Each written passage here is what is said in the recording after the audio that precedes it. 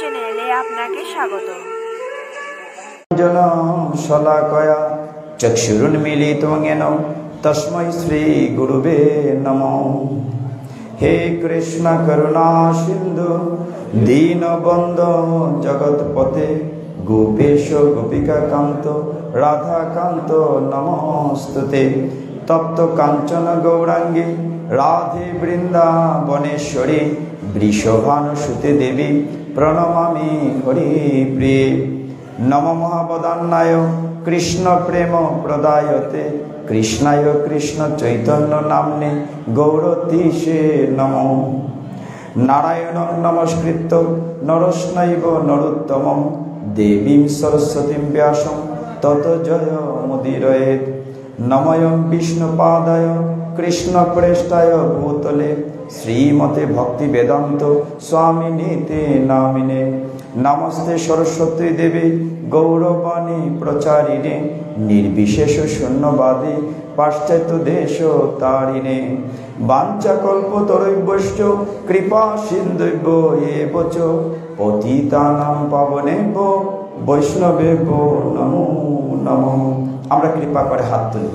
জয় শ্রীকৃষ্ণ চৈতন্য প্রভু নিত্যানন্দ শ্রী অদ্বৈত গদাধর শ্রীবাসাদি গৌর ভক্ত বৃন্দ।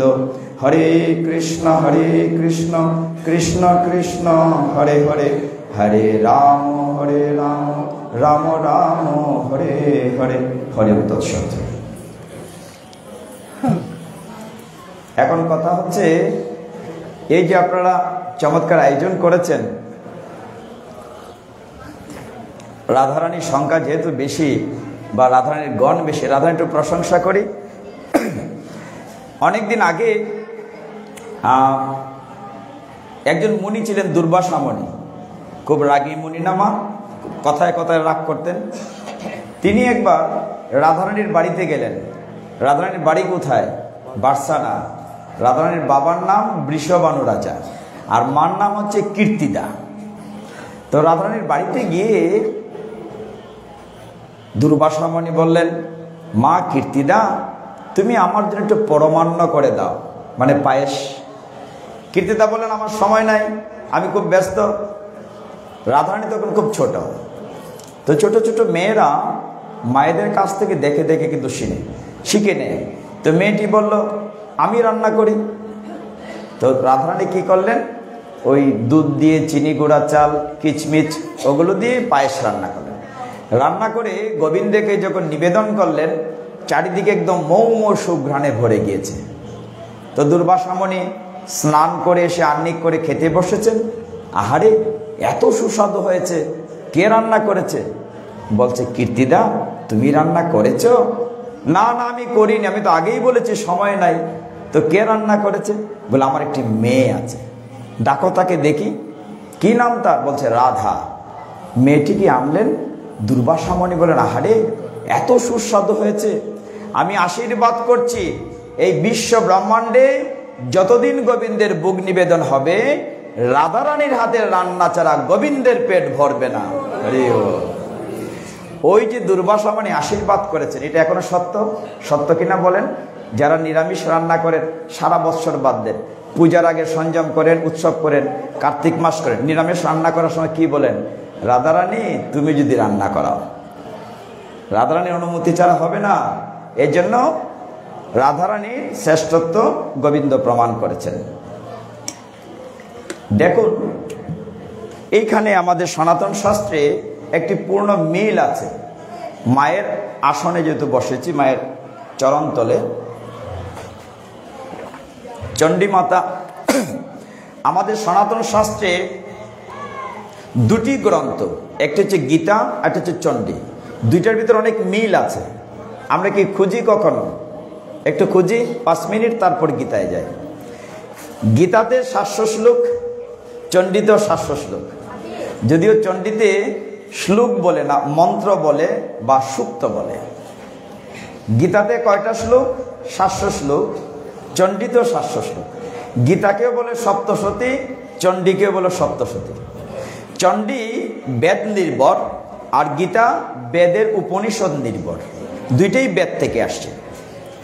একইভাবে চণ্ডীতে মা চণ্ডী মাতার তিনটি রূপ আমরা আলোচনা করি। একটি হচ্ছে মহাকালী, একটা মহালক্ষ্মী, একটা মহাসরস্বতী। তিনটা চরিত্র আছে চণ্ডীতে।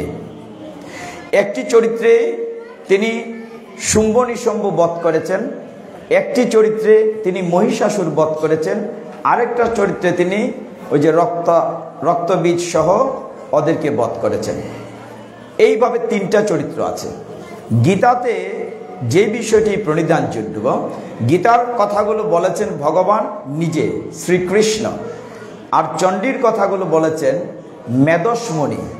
তাহলে একটু ডিফারেন্স হয়ে যেতে, মেদস্মুনি বলেছেন কাকে বলেছেন? সুরত রাজাকে চণ্ডী শুনিয়েছেন, আর এদিকে অর্জুনকে শুনিয়েছেন। মোটামুটি দুইটা আমাদের জীবন দর্শন।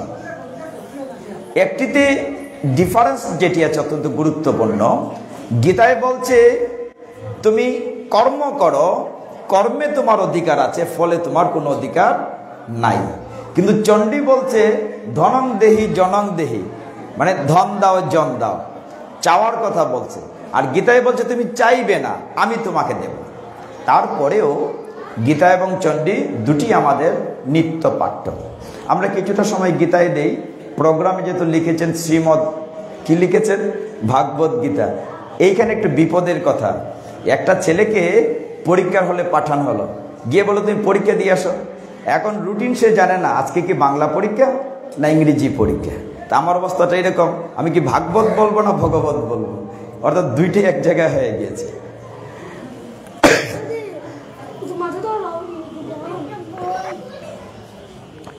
তো এইভাবে আমরা গীতাতে যদি একটা ঘন্টা সময় দিতে পারি, দেখবেন সমস্ত গীতা আপনার নখদর্পণে এসে যাবে। অনেকেই মনে করেন গীতা খুব কঠিন গ্রন্থ। আমি খুব মজা করে বলি, আমরা ছোটবেলা যেতাম চুনারুঘাট, এখানে মুরব্বী অনেকে বলতে পারবেন। চুনারুঘাটে একটা কুশারি পাওয়া যেত, এটার নাম হচ্ছে লোয়ার ট্যাঙ্ক কুশারি। ছোটনা নাম শোনো নাই কখনো? একটা কুশারের নাম আছে লোয়ার ট্যাঙ্ক কুশারি। এটা খুব শক্ত, মানে ছিলে গেলে জামি ছিলে যাবে, কিন্তু রস খুব মিষ্টি। আমরা মনে করি কি যে কোনো গীতা গ্রন্থের মানে মলাট খুব শক্ত, হার্ডবোর্ড, কিন্তু এটার ভিতরে রস আছে যদি আপনি খুলতে পারেন। এই হচ্ছে কথা। তো এইভাবে ভগবান গীতায় 700 শ্লোক বলেন নাই, ভগবান বলেছেন 574টা। খানা বেটা আছেন একটা ধৃতরাষ্ট্র, ইয়ে কইছে একটা শ্লোক, আর তার যে সেক্রেটারি বা তার রথি সঞ্জয় বলেছে 40টা শ্লোক, আর অর্জুন বলেছেন 85টি শ্লোক। সব কিছু মিলিয়ে 700 শ্লোক। গীতাটা খুব সহজ করে বোঝার দুটি উপায় আছে। একটি উপায় হলো, প্রথম কথাটি হচ্ছে মন দিয়ে শুনতে হবে। কেন শুনতে হবে? ভগবান গীতায় কিন্তু বারবার বলেছেন শৃণু শৃণু তৎশৃণু, মানে শোনো শোনো, মন দিয়ে শোনো। না শুনলে কি হবে? তার একটা গল্প বলি, না শুনলে কি হবে। এখানে আমরা সকলেই তো হবিগঞ্জের লোক, না সব হবিগঞ্জের নাও হতে পারে। অনেক বৌমারা দেশের বার অন্য জায়গায় আমাদের দেশে সংসার করে এসছেন, তবে আপাতত আমরা হবিগঞ্জের লোক। হবিগঞ্জের মনে করেন 99 একটা দোকান আছে না, এখন একটা 100 দোকান হয়ে গেছে, বা একটা সুপার মল। সেখানে আমরা কেনাকাটা করতে গেলাম, গিয়ে দেখলাম 3টা পুতুল রাখা আছে, একই রকম দেখতে 3টা পুতুল। ছোট বাবুর আরেকটু ডাইনে সরো, নইলে এখানে চলে আসো, একজন এখানে চলে আসো, পেছন থেকে দেখা যাচ্ছে না সবাই, নইলে একটু চাপো, নইলে সামনে চলে আসো, ছোটরা একদম সামনে চলে আসো, তুমিও সামনে চলে আসো, ছোট্ট মামনি সামনে চলে আসো, এখানে চলে আসো। বাবা যে হাসি দিয়েছে, সুন্দর। এইবার কিছুটা ঠিক আছে, আপনারা আরেকটু ডাইনে যাবেন, এইবার ঠিক আছে। তো দোকানে গিয়ে দেখলাম 3টি পুতুল রাখা আছে। কয়টা পুতুল?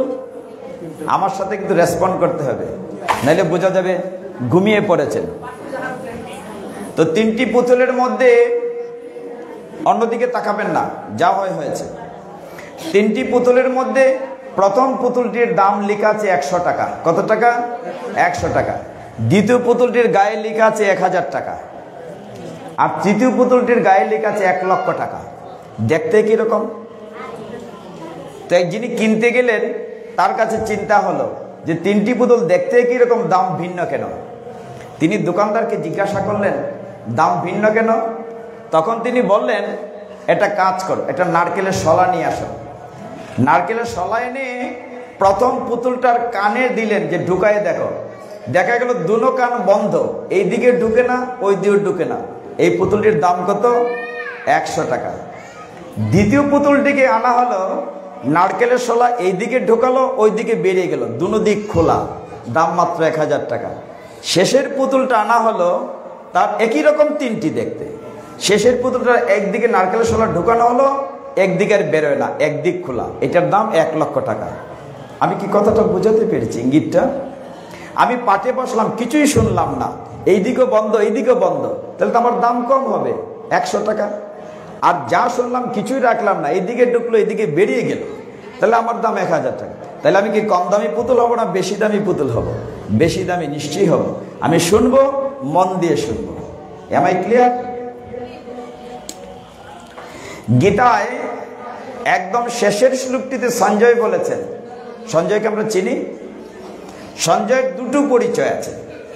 একটি হচ্ছে তিনি অন্ধরাজা ধৃতরাষ্ট্রের মন্ত্রী বা সচিব, আসলে তিনি তার ড্রাইভার ছিলেন। আরেকটি পরিচয় হচ্ছে তিনি কৃষ্ণদেবের বেদব্যাসের শিষ্য। বেদব্যাস এসে অন্ধরাজাকে বললেন, এই তুমি যুদ্ধ দেখবে? অন্ধরাজা বললেন, আমি দেখতে চাই, আবার বলে দেখতে চাই না, দুটানায় ছিলেন। কেন? অন্ধরাজা ভাবছিলেন, আমি যদি, তিনি তো পুত্র স্নেহ অন্ধ, আমি চাই আমার ছেলেরাই জয়লাভ করুক, কিন্তু ওইদিকে তো ভগবান, যদি আমার ছেলেরা হেরে যায় তাহলে বাবা হয়ে তাদের মৃত্যু কি করে দেখব? আমার দরকার নাই, সঞ্জয়কে দিব্য দৃষ্টি দেন। বেদব্যাসের আশীর্বাদে সঞ্জয় দিব্য দৃষ্টি পেয়েছে।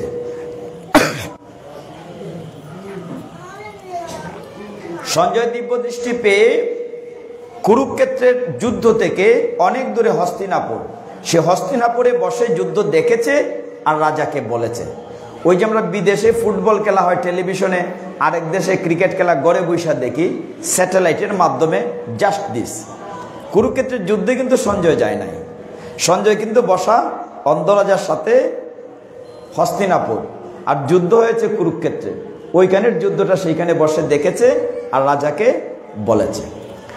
এখন সঞ্জয়কে তার অন্ধরাজা জিজ্ঞাসা করছে, হে সঞ্জয়, তুমি তো খুব জ্ঞানী, আচ্ছা বলো তো যুদ্ধে কে জিতবে? তুমি তো জানো, অগ্রিম বলো কে জিতবে। এখন সঞ্জয় তো চিন্তায় পড়ে গেল, আমি যদি বলি তোমরা হেরে যাবে, ওরা জিতবে, তো তোর চাকরি নট হয়ে যাবে, চাকরি থাকবে না। সে একটু বুদ্ধি করে ইঙ্গিত করে বলল, এটাই গীতার 700 নম্বর শ্লোক, অর্থাৎ মুখ্য যুগের শেষ 78 নম্বর শ্লোক। সঞ্জয় একটু ঘুরিয়ে বলল, ইয়ত্র যুগেশ্বর কৃষ্ণ ইয়ত্র পার্থ ধনুর্ধর তত্র শ্রী বিজয় ভূতির ধ্রুব নীতির মতির মম। অর্থ কি? যে পক্ষে থাকেন কৃষ্ণ যুগেশ্বর, যে পক্ষে থাকেন আরো পার্থ ধনুর্ধর, সেই পক্ষে শ্রী বিজয় লক্ষ্য সম্পদ, সেই পক্ষে ধর্মনীতি ইহা মোর মত। খুব খেয়াল করতে হবে সঞ্জয় কি বলেছে। আমি সরি টু সে, প্রতিদিন 2টা-3টা পাঠ থাকছে, মানে খুব প্রেশার যাচ্ছে ত্রটের উপরে, সাথে ফ্লাক্সে গরম জল, কিচ্ছু করার নাই। হ্যাঁ, তুমি যে দেখো সেটা আমি বুঝতে পারি। এই মাত্র আসছি মিঠাপুর থেকে। তো সঞ্জয় কি বলছেন? যে পক্ষে থাকেন কৃষ্ণ যুগেশ্বর। এখানে 5টি বিষয় আছে। সঞ্জয় বলছেন যেদিকে কৃষ্ণ থাকেন সেই দিকে শ্রী বিজয় লক্ষ্মী সম্পদ ধর্মনীতি, মানে এই 5টা জিনিস পাবে যদি কৃষ্ণকে আপনার পঙ্কে নিতে পারেন। আমরা যে গীতা পড়ি, আমাদের জাগতিক জগতে কি দরকার? আমাদের জন্য নিশ্চয়ই প্রয়োজন। প্রথম কথাটা হচ্ছে শ্রী। শ্রী মানে সুন্দর।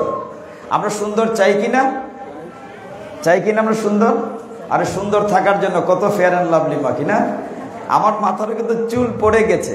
আমি খুব মজা করে গীতা পাঠ করতে পছন্দ করি। গীতা তো কঠিন জিনিস, সহজ করে দিতে চেষ্টা করি। তাহলে আমরা শ্রী চাই। প্রভু শ্রী চাই কিনা? আমরা চাই। আচ্ছা, লক্ষ্মী চাই কিনা? চাই। সম্পদ চাই কিনা? চাই। বিজয় চাই কিনা? ধর্ম চাই কিনা? গীতা সিদ্ধান্ত দিয়েছে, আমি না। গীতা বলছে তুমি যদি শ্রী চাও, লক্ষ্মী চাও, সম্পদ চাও, তাহলে কৃষ্ণকে তোমার পক্ষে নিতে হবে। গীতা সিদ্ধান্ত তাই দিয়েছে, যে পক্ষে থাকেন কৃষ্ণ যুগেশ্বর, সেই পক্ষেই শ্রী, বিজয়, লক্ষ্মী, সম্পদ, ধর্ম। এখন ভগবানকে কি করে পক্ষে নেব?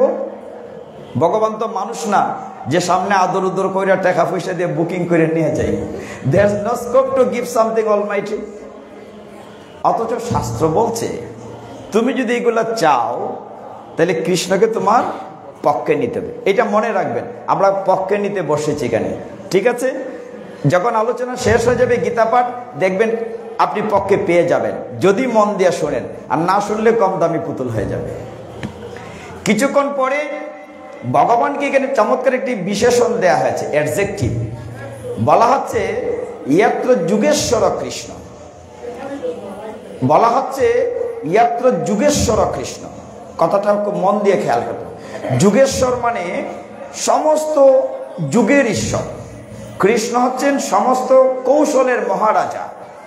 আমরা কি ইঞ্জিনিয়ার, ভগবান হচ্ছেন সুপার ইঞ্জিনিয়ার। তিনি তো বড় নাট্যকার, ডাইরেক্টর। আমাদের জীবন নাটক ভগবান রেডি করে রেখেছেন। এই আমরা একটা নাট্যশালায় অভিনয় করতে এসেছি। কেউ বাবা, কেউ মা, কেউ ঠাম্মা, কেউ দিদিমা, ভাই বোন সাজছে। কিছুদিন পরে নাটক শেষ হয়ে যাবে, সবাই চলে যাব, এই মঞ্চ পড়ে থাকবে। ভগবানকে বলা হচ্ছে যুগেশ্বর, তিনি কৌশল জানেন। একটা উদাহরণ দেই, আমি সব জায়গায় উদাহরণটা দেই, বুঝতে সুবিধা হবে। তখনও যুদ্ধ শুরু হয় নাই। আমাদের যে একটা মামা আছে না, কি মামা বলে? কংস মামা না শকুনি মামা? গুড, শকুনি মামা। তো শকুনি মামা আমরা অনেকেই মনে খুব খারাপ। আমি সেই দিন বলেছিলাম খারাপ না, একটু পেছনে যাই। শকুনিরাও কিন্তু এক সময় ছিল। তাদের বাড়ি কোথায়? এখন যে আফগানিস্তান, গান্ধার। গান্ধারের মেয়ে বলে ওই মহিলার নাম গান্ধারী। শতপুত্রের মা, তার নাম হচ্ছে গান্ধারী। তার ভাই হচ্ছে শকুনি, এই জন্য শকুনি মামা, মার ভাই মামা।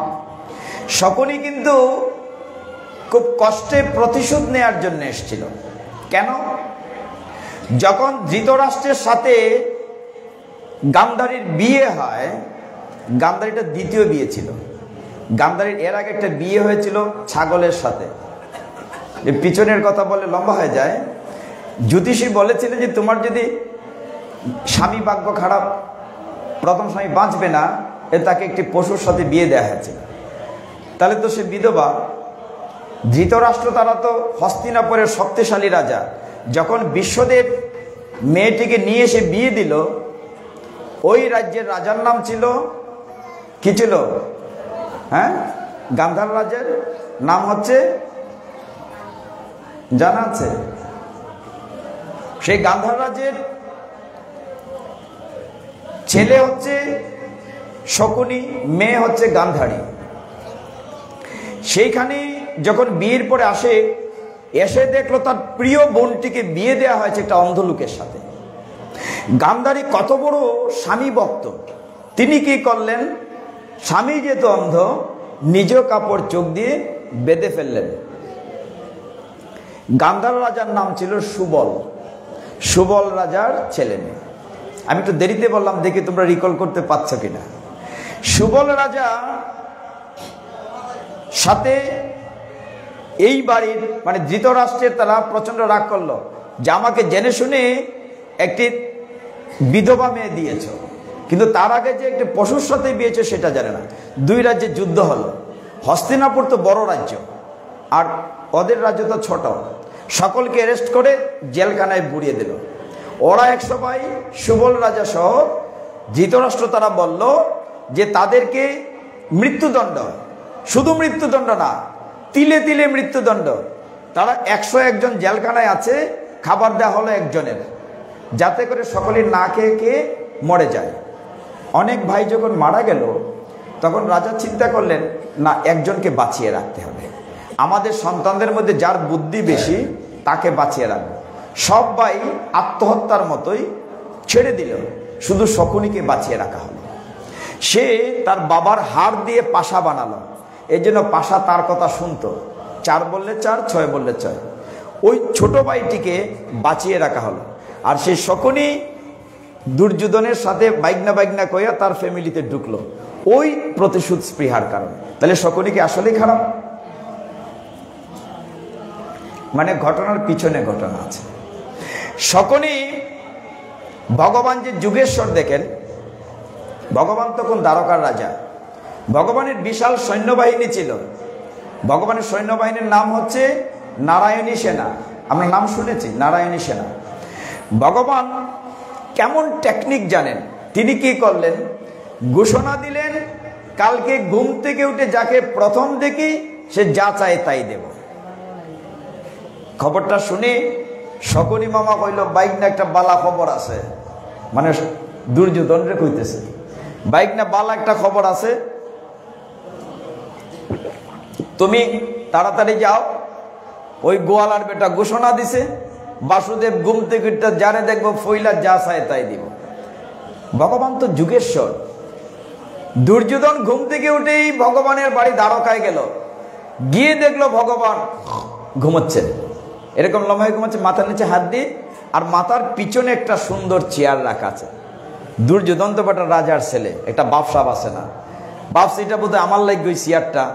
সে ওই ভগবানের মাথার পিছনে চেয়ারে বসে আছে। কতক্ষণ পরে অর্জুন গেল, অর্জুনের দিকে দুর্যোধনে বলছে, তোমার তো আর লাভ নাই, you are too late. Chair একটাই ছিল, আমি এটা অকুপাই করে ফেলছি, you are too late. Arjun তো ভগবানের ভক্ত, সে কি করলো? ভগবানের চরণ প্রান্তে পায়ের কাছে বসে থাকলো, এরকম যে কখন ভগবানের চোখ খুলবে, কখন ঘুম ভাঙবে। কিছুক্ষণ পরে অনাদিরাদি গোবিন্দ চোখ খুলেই বলছেন, ভ্রাতা অর্জুন, তুমি কখন এসেছো, কেমন আছো? এটা শুনে দুর্যোধন তো লাভ মাইরে উঠছে, ফাইজলামির জায়গা পান না, আমি আইছি আগে, আমারে তুই আপনি অর্জুনকে জিগাইতেছেন, এটা কোনো একটা কথা হইল? হ্যাঁ, আমি আগে আইছি, আপনি পক্ষপাতিত্ব শুরু করছেন, পার্সিয়ালিটি। ভগবান বললেন, দুর্যোধন আমি কি বলছিলাম? বলে তুমি বলেছো ঘুম থেকে উঠে প্রথম যাকে দেখবে। বলে তাহলে তো কথা লড়াইছি না, তুমি একটু বাইব্বা দেখো। আমি ঘুম থেকে উঠে চোখ খুললা, আমি ফাওয়ের দিকে দেখছি সামনে বা অর্জুন, তো তারাই তো ফইলা দেখছি। আমার মাথার ফিসে কি চোখ আছে যে তোমারে দেখতাম? তে ভগবান তো মিথ্যে কথা বলেন নাই, উনি তো পার্সিয়ালিটিও করছেন না, কিন্তু যুগেশ্বর তিনি কৌশল করেছেন। তারপরে অর্জুনকে জিজ্ঞাসা করলেন, ভ্রাতা অর্জুন, তোমার আমি প্রথম দেখছি, তুমি কিতা নিবায় হও? দুইটা বিষয় আছে, হয় নারায়ণী সেনা আর নয় আমি, দুইটা নিতে পারতায় না, ওই সৈন্য নিবায় নাইলে আমারে নিবায়। দুর্যোধনের কি পালপিটিশন, টেনশন করতেছে, পায়ে চেড়ে গেছে, সর্বনাশ, এনি সৈন্য চাইয়া বয়, তে তো আমার লস, এ খুব টেনশন করতেছে দুর্যোধনে। অর্জুনে বলছে, হে জনার্দন, আমি তোমাকে চাই, আমার সৈন্য দরকার নাই। কৃষ্ণ বলেন, বুঝা খাও, আমার এনে এখন লাভ হইতো না, আমি অস্ত্র ধরতাম না, আমার নেকিটা করবা। কিন্তু ভক্ত তো সকা, অর্জুন বলছে না, আমাকে জনার্দন তুমি হলে চলবে, আমার সৈন্যর দরকার নাই। আর দুর্যোধনে মনে মনে হয়, বাবা বাঁচলাম, এই যে ইটা চাইছে। আবার বাইরে তো একটা ভালোবাসা দেখাইতেছে, কয় বাইরে তুই তো সুযোগ পাইছিলে, তুই কেলে সৈন্য চাইলে না, এটা বাপ দেখায় আর কি। তো বাড়িতে গিয়েছে দুর্যোধন, বাড়িতে ফিরে গিয়ে শকুনি মামাকে বলছে, মামা খাম একখান কইরা লাইছি। বলে কিতা করছিস বাইক না? বলে খাম করছি কিতা, সব সৈন্য আমি আইনা লাইছি, আমরা নিশ্চয়ই যুদ্ধে জিতব। শকুনি জিজ্ঞাসা করছে, তাহলে অর্জুন কি পেল? আর সৈন্য একটা ব্যাককল, এ সুযোগ পাইয়াও সৈন্য না চাইয়া ওই বাসুদেব রে নিছে। তো বাসুদেব এ আবার অস্ত্র ধরবে না, কত বোকা। এইটা শুনে শকুনি মাথায় হাত দিয়ে বসে পড়লেন, বললেন, কি হয়েছে মামা, আমরা কি যুদ্ধে জিতবো না? শকুনি বলছে, মামা রে, আমরা বোধহয় আর জিততে পারবো না। বলে কেন? তুমি না কত কৌশল জানো, মানুষের ফাঁসা খেলায় হারাই দেও, কত কুবুদ্ধি দেও। কইছে, আমি কি কৌশল জানি? আমার চেয়ে 1000 গুণ 1,00,000 গুণ কৌশল জানে ওই বাসুদেব, তার কাছে আমি কিচ্ছুই না। হরিব, মানে বাসুদেবের কাছে আমি কিছুই না। এখন বুঝেন যুদ্ধ শুরু হলো। আমরা কোথায় আছি এই মুহূর্তে? যুদ্ধক্ষেত্রে আছে, একদম কুরুক্ষেত্রে আছে। আমরা সকলেই অর্জুন যদি ভাবি নিজেকে, তাহলে গীতাটা বুঝতে সোজা হবে। মাতা যেরা কইবা আমরা কেমনে অর্জুন হই? অর্জুন তো পুরুষ ছিল। কিন্তু শাস্ত্র বলছে পুরুষ নারী বলে কিচ্ছু নাই, সকলে আমরা প্রকৃতি। একজন হচ্ছেন পুরুষ, অনাদিরাদি গোবিন্দ। আমরা সকলে কিন্তু প্রকৃতি। দেহগত ডিজাইন ডিফারেন্স থাকতে পারে, কিন্তু সকলেই প্রকৃতি। একমাত্র পুরুষ, পুরুষোত্তম অনাদিরাদি গোবিন্দ। এই অবস্থায় দেখা গেল কি, ভগবান যখন যুদ্ধ শুরু হয়ে গেল, ভগবানকে অর্জুন বলছে, প্রথম দিকে অর্জুনেরও কিছুটা অহংকার ছিল, ভগবানকে ঠিক মানতে পারছিলেন না। গাড়ির ড্রাইভার মনে করছিলেন, এই রডটা নিয়ে রাখো তো মাঝখানে, দেখি আমি কার সাথে যুদ্ধ করতে আসছি, আগে দেখে নেই আমার শত্রু কারা। ভগবান তো যুগেশ্বর, বুদ্ধি কৌশল জানেন। তিনি এমন একটা জায়গায় রডটি রাখলেন যেখান থেকে অর্জুন চোখ খুলেই দেখে তার দাদা মশাই বিশ্বদেব, যে বুড়ো লোকটি তাকে কুলে পিঠে করে মানুষ করেছে। চোখ খুলেই দেখেন ওই জায়গাটিতে তার শ্বশুর, তার অস্ত্রগুরু দ্রোণাচার্য, কুলগুরু কৃপাচার্য, সম্বন্ধিক সর্বনাশ, আত্মীয় স্বজনকে মারতে হবে, আমি যুদ্ধ করব না। হে জনার্দন, রথ ফিরিয়ে চলো।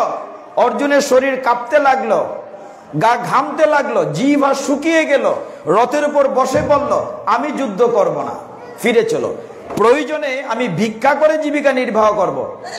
ভগবান বলেন, অর্জুন তুমি তো ক্ষত্রিয়, তোমার কাজই হচ্ছে যুদ্ধ করা, ওঠো যুদ্ধ করো। অর্জুন বলছে না, আমি আত্মহত্যা করতে পারবো না। অর্জুন বলছে, আমি যদি যুদ্ধ করি পুরুষরা সব মরে যাবে। কথা তো সত্য, আমি যদি যুদ্ধ করি পুরুষরা সব মরে যাবে, আর পুরুষরা মরে গেলে মহিলারা বিধবা হবে, আর মহিলারা বিধবা হলে বেবিচারিণী হবে, বেবিচারিণী হলে শঙ্কর সন্তান জন্ম নেবে, মানে বাস্টার্ড সান। এই শঙ্কর সন্তান দ্বারা পিণ্ডদান হবে না, উত্তর পুরুষ উদ্ধার হবে না। অর্জুনের কথা রাইট। ভগবান বলেন, অর্জুন তুমি কথাগুলো বলছো জ্ঞানীর মতো, কিন্তু কাজটা করছো মূর্খের মতো। বলি এটা কেমন কথা? বলে তুমি মারার কে? আমি তো সব মেরে রেখেছি, তুমি তো উপলক্ষ মাত্র। অর্জুন বলে, না বুঝছি না, একটু বুঝে এখন। বলে তুমি যদি মারো দেহটাকে মারবে, কাটো দেহটাকে কাটবে, কিন্তু আত্মাকে তুমি মারতে পারবে না। ভগবান বললেন দ্বিতীয় অধ্যায় সাংখ্যযোগ 23 নম্বর শ্লোকে, ন এনম চিন্দন্তি শস্ত্রাণি ন এনমে দহতি পাবকহ ন চৈনমে ক্লেদয়ন তপ ন সুষয়তি মারুতহ। বলছেন আত্মাকে অস্ত্র দিয়ে কাটা যায় না, আগুনে পোড়ানো যায় না, জলে ভিজানো যায় না, বাতাসে উড়ানো যায় না, আত্মা অবিনশ্বর। পরের জ্ঞানটি চমৎকার দিয়েছে। ভগবান বলছেন, দেখো অর্জুন, তুমি যদি মারো বা কাটো দেহটাকে মারবে, আর তুমি যদি নাও মারো দেহটা এমনি মরে যাবে। কথা সত্য কিনা? এই জায়গাটা আমরা বুঝতে চাই না। এটা গীতার গুহ্য জ্ঞান। এই গোপন কথাগুলো আমরা সবসময় আলোচনা করি না, একটু খেয়াল করেন। ভগবান বলছেন তুমি যদি মারো দেহটাকে মারবে, আর যদি নাও মারো দেহটা এমনিই মরে যাবে। তার মানে কি, আমরা যে বয়সে এসেছি বা যারা বয়স্ক বৃদ্ধ হয়েছে, এরা কোটি টাকা খরচ করলে ছোট বাচ্চার হতে পারবে? পারবে না। এই বৃদ্ধা মাতাজি যদি লক্ষ টাকা খরচ করে, কোটি টাকা খরচ করে প্লাস্টিক সার্জারি করে, ছোট বালিকার হতে পারবে না। তার মানে আমার দেহটা মরে গিয়েছে, আমার শৈশব নাই, কৈশোর নাই, যৌবন নাই, আমি কখন আর ওই জায়গায় যেতে পারবো না। এইটি হচ্ছে গীতার সূক্ষ্ম জ্ঞান। ভগবান বলছেন তুমি যদি মারো দেহটাকে মারবে, নাও যদি মারো দেহটা এমনিই মরে যাবে। অতএব এটা নিয়ে তুমি অনুশোচনা কেন করছো? ভগবান বলছেন অনুশোচনা করো না, যুদ্ধ করো। কিন্তু অর্জুন ঠিক মন মতো হচ্ছিল না। তার চিন্তা ছিল যে আমি যুদ্ধ করবো না, আত্মীয় স্বজন হত্যা করবো না।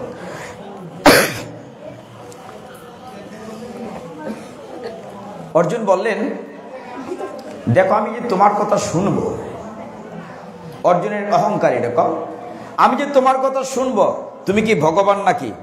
তোমার তো একটা মাথা, দুইটা হাত, দুইটা পাও, ব্রহ্মার মতো 4টা মাথাও নাই। তুমি তো আমার মতো জন্ম নিছ মানুষের ঘরে। ভগবান বলে, অর্জুন, সবাই ভুল করে, তুমিও ভুলটা করলে। তুমি তো ভুলে গিয়েছো আমার জন্ম না, আবির্ভাব হয়েছিল ভাদ্র মাসের কৃষ্ণপক্ষের অষ্টমী তিথি রোহিণী নক্ষত্রে কংসের কারাগারে ঝড়ঝঞ্ঝার রাত্রিতে, ঠিক না? তখন আমার 4 হাত ছিল। দেবকী বসুদেব দেখে ভয় পেয়েছিল যে আজ সম্বরণ করো, কংস আসবে। অর্জুন, তুমি ভুলে গিয়েছো আমার জন্ম এক না। জন্ম কর্ম চমে দিব্যম, 4র্থ অধ্যায় জ্ঞান যুগ 9 নম্বর শ্লোক।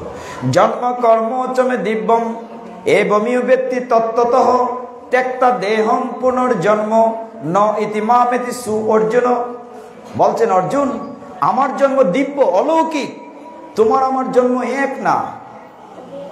সমস্যাটা কোথায় জানেন?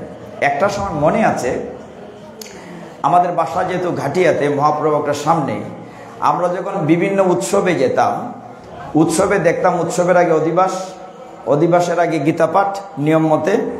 গীতা পাঠের মধ্যে দেখতাম 15-20 জন সাদা কাপড় পরা মানুষ থাকতা, বুড়া বুড়া মুরব্বীরে দইরা বয় তুইতা, ওবার নিয়ম রক্ষা করা লাগবো, গীতা পাঠ করা লাগবো।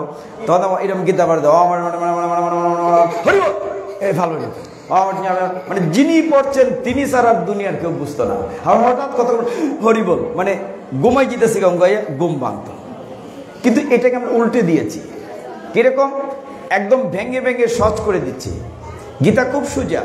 ভগবান বলছেন, তুমি মারার কেউ না, দেহটা না মরলেও মরে যাবে।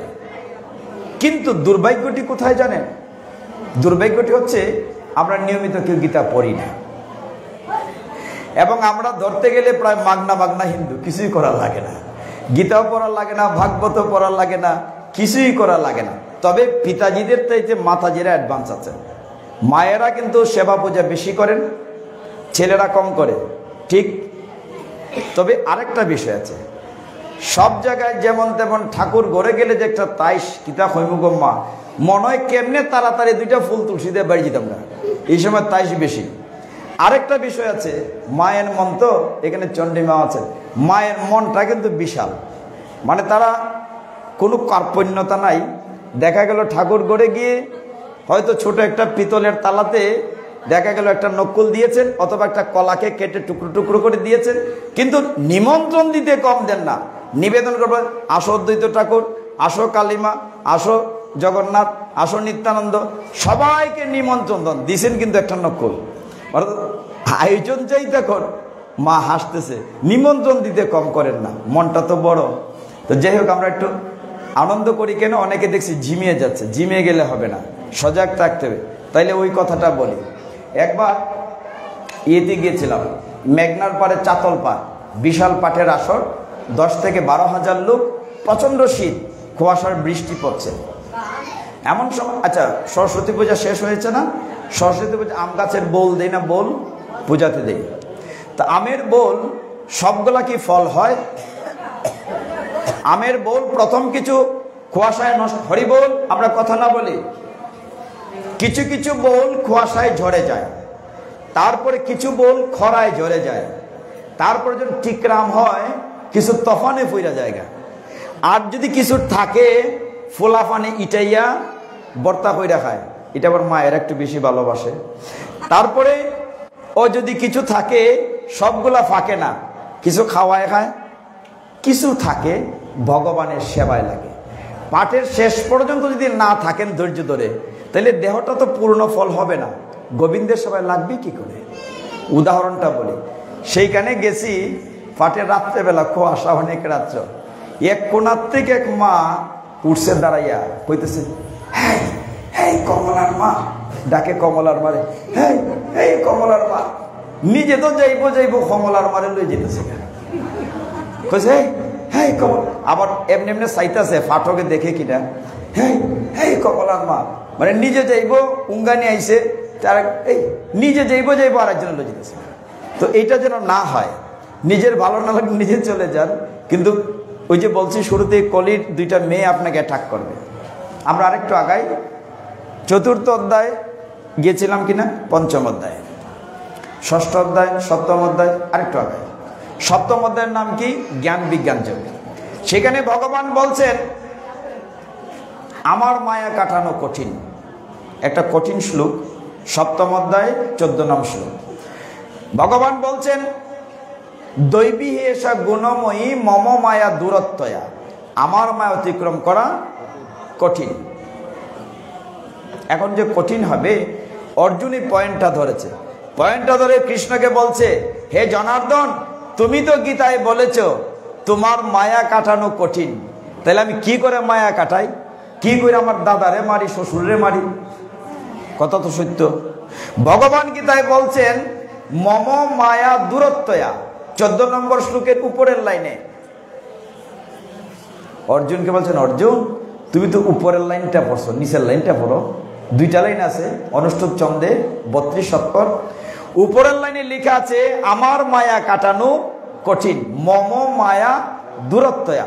পরের লাইনে ভগবান বলছেন মাম এ বজে প্রপদ্যন্তে মায়া মেতাম তরন্তিতে, আমার কাছে যে আত্মসমর্পণ করে আমি তার মায়ার বাঁধন কেটে দেই। সমাধান আছে কিনা? প্রথম লাইনে বলছেন আমার মায়া কাটানো কঠিন, পরের লাইনে বলছে যে আমার কাছে আত্মসমর্পণ করে আমি তার মায়ার বাঁধন কেটে দেই। তাহলে কি করতে হবে? ভগবানের কাছে আত্মসমর্পণ করতে, সারেন্ডার টু দ্য অলমাইটি। তুমি চালাও তাই চলি, তুমি বলাও তাই বলি, আমাদের কারো শব্দ নাই কিছু করার, যদি ভগবান না চান। এখানে আমরা যারা বসেছি কেউ কি বলতে পারবেন, গ্যারান্টি দিয়ে উঠতে পারবেন? কেউ বলতে পারবেন না উঠতে পারবেন। আমরা যত বড় ডাক্তার, ইঞ্জিনিয়ার, বৈজ্ঞানিক হই, সব আবিষ্কার করলেও কেউ কি হইতে পারবো কোন দিন তার মৃত্যু হবে? আবিষ্কার ফেল, এটা ভগবানের কাছে। কাজে আপনি চাইলেও ভগবানের যদি গুছো যে 2টা দিন থাইকে যাবে বা আর কটা দিন পরে যাই, মনে ক্ষমতা আছে না আটকানো? নাই। অতএব বিশ্বাস করতে হবে ভগবানের ইচ্ছে ছাড়া গাছের একটি পাতাও নড়ে না। আমরা আরেকটু আগাই, 8ম অধ্যায় অক্ষর ব্রহ্মযুগ, 9ম অধ্যায় রাজবিদ্যা রাজ গুহ্য যুগ। রাজবিদ্যা রাজ গুহ্য যুগে ভগবান বলেন দেখো অর্জুন জানতে চাইল তাহলে আমরা কি করে থাকব, মানে আমরা যে জীবনটা কাটাবো, সংসার করে থাকি, কি করে কাটাবো? ভগবান বললেন 22 নম্বর শ্লোকে 9ম অধ্যায়ে অনন্য চিন্তয়ান্তমাম যে জনা পর্য উপাসতে তে সমে নিত্যই অভিযুক্তানাম যুগক্ষেমম বহামি আহম। যে অনন্য চিত্তে আমার সাথে প্রীতিপূর্বক যুক্ত থাকে আমি তার যুগ এবং ক্ষেম দুটি বহন করি। অর্থ কি? ভগবান বলছেন এই 22 নম্বর শ্লোকে আমাদের যা সম্পদ আছে সেটি ভগবান পাহারা দেন, দেখে রাখেন। আর যা আমার নাই অথচ আমি চাই, সেটি ভগবান বলছেন আমি কাঁধে করে বহন করে এনে দেই। হরি বল। তার মানে ভগবান ভক্তের বোঝা বহন করেন। 22 নম্বর শ্লোকে তিনি বলছেন আমি ভক্তের বোঝা বহন করি। 26 নম্বর শ্লোকে ভগবান বলছেন অর্জুন যখন জানতে চাইল যে আমাদের অনেকেরই সামর্থ্য নেই,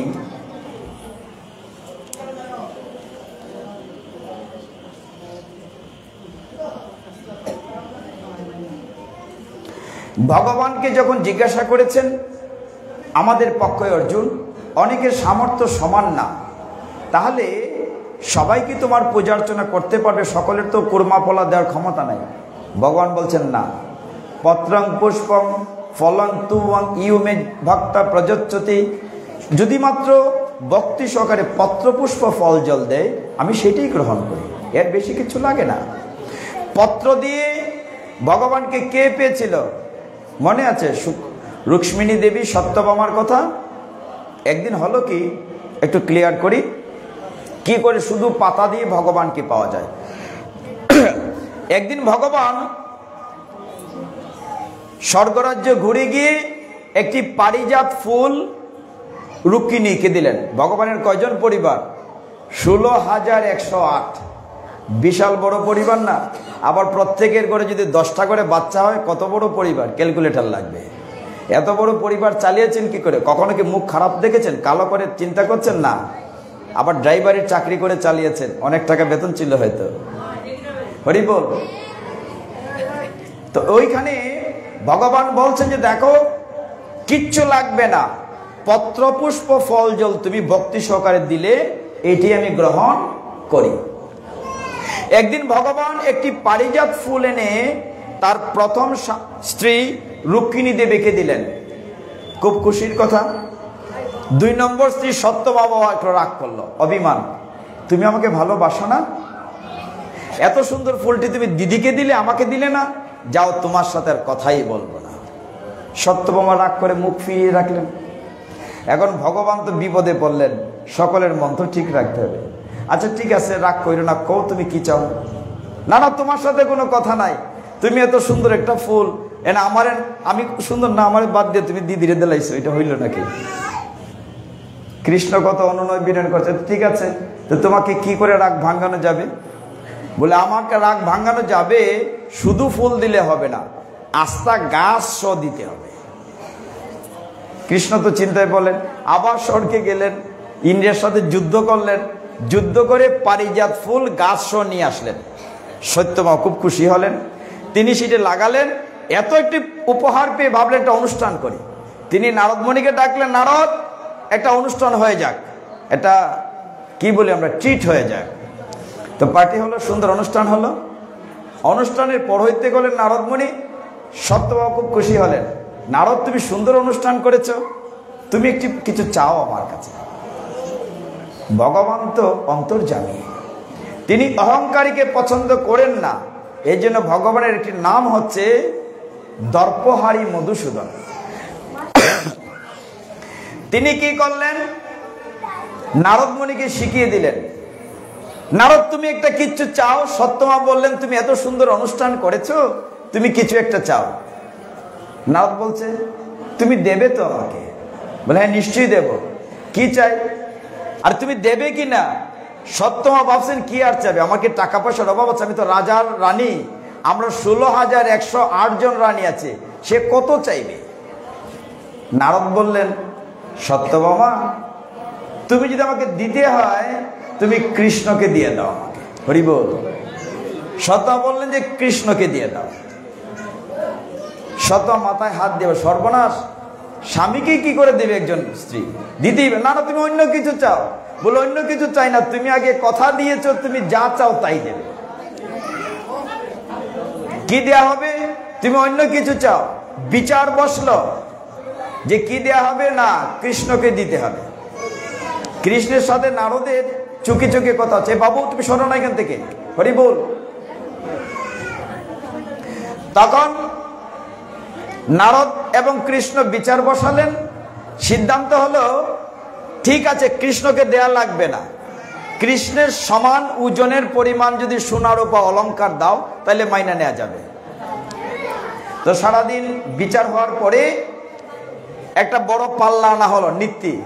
একদিকে কৃষ্ণ বসলেন, সত্যভামা বলছে যে এটা করে একটা কাজ হলো, কৃষ্ণের ওজন আর কত হবে? বড় জোর 1 মণ 2 মণ 3 মণ, এর বেশি না তো। আর আমাদের অলংকারের অভাব আছে, রাজকুশ তো বাকি আছে, এই সকলে যদি 2টা করে বালা খুলে দেয় তাহলে তো হয়ে যাবে। একদিকে কৃষ্ণ পাল্লাতে বসলেন, আর একদিকে সত্যভামা যত পারেন অলংকার দিচ্ছেন। দিতে দিতে সারা রাজকুশ, কিন্তু কৃষ্ণের আর সমান হয় না। কৃষ্ণ ভারী থাকলেন। সন্ধ্যা হয়ে গেল। এমন সময় সত্যভামা ভাবলেন, তাহলে নিশ্চয়ই কোথাও একটা ত্রুটি হয়েছে, কৃষ্ণের ওজনতে তো হওয়ার কথা না। তিনি কৃষ্ণকে বললেন, হে জনার্দন, আমার কোথায় অপরাধ হয়েছে? কৃষ্ণ যেমন কিচ্ছু চিনেন না, চুপচাপ বইয়ে রয়েছে আরেকদিকে চাইয়া, তুমি তো আমার কাছে অপরাধ করো নাই, অপরাধ করেছে তোমার দিদির কাছে, রুক্মিণীর কাছে, তার কাছে যাও। তখন রুক্মিণীর কাছে যখন গেলেন, রুক্মিণী বললেন, হে জনার্দন, হে কৃষ্ণ, আজকে দেখি তুমি বড় না তোমার নাম বড়। তিনি সত্যভামাকে বললেন, গীতায় ভগবান বলেছেন পত্র পুষ্প ফল জল দিলেই খুশি হন, দেখি কথা ঠিক আছে কিনা। সব নামা অলংকার যা আছে সত্যভামা তুমি একটা তুলসীর পত্র নিয়ে আসো। তুলসী পত্র এনে সেটাতে লিখলেন শ্রীকৃষ্ণ।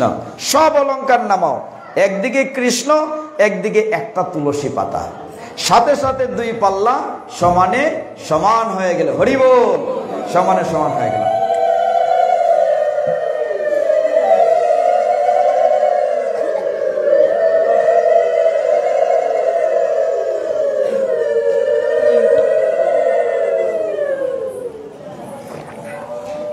তো সেইখানে